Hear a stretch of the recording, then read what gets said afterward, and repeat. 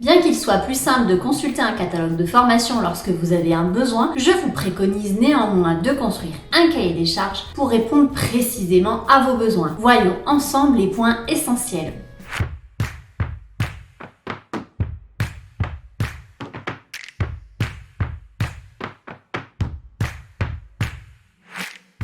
Bonjour à tous, comme vous le savez, le développement des compétences est un point essentiel dans les organisations aujourd'hui. Cela permet de maintenir la compétitivité de l'entreprise, sa capacité d'innovation et l'engagement de ses collaborateurs. Pour développer les compétences, vous pouvez donc passer par la formation. De nombreux organismes de formation existent, de nombreux catalogues de formation existent. Néanmoins, si vous avez un besoin précis, l'idéal est de construire votre cahier des charges pour le transmettre à un maximum de prestataires de formation qui pourraient être en capacité de répondre à ce besoin précis. Les éléments essentiels à indiquer dans votre cahier des charges sont les suivants.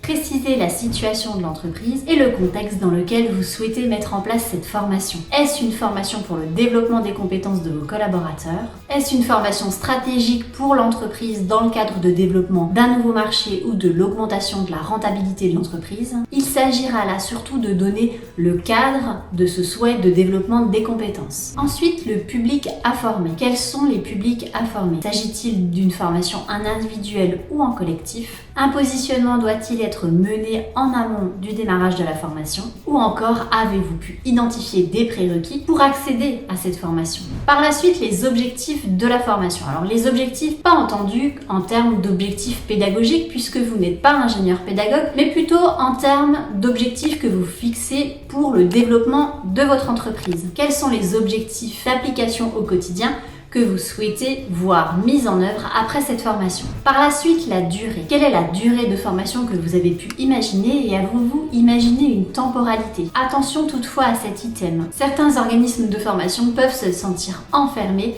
dans le cadre d'une durée prédéfinie. N'hésitez pas à préciser que cela peut être modifié. Avez-vous aussi identifié des méthodes ou des modalités pédagogiques? Est-ce qu'il s'agira d'une formation pendant le temps de travail, hors temps de travail? S'agira-t-il d'une formation en présentiel, en distanciel ou un mélange des deux? La formation que vous souhaitez mettre en œuvre doit-elle être sanctionnée dans le cadre d'une certification ou d'un diplôme, ou souhaitez-vous une attestation de réussite, un certificat de réalisation? Vous pouvez aussi définir ces éléments-là dans votre cahier des charges. Vous pouvez aussi définir les modalités d'évaluation. Évaluation à froid, évaluation à chaud. Quels sont les éléments que vous souhaitez que le prestataire vous transmette en fin de formation? En termes de ressources pédagogiques, quelles sont les ressources pédagogiques qui seront utilisées par le formateur et de quelle manière seront-elles transmises aux apprenants? Pour finir, donnez un délai de réponse. Si votre délai est très urgent, n'hésitez pas à préciser que les réponses qui seront au-delà de 5 jours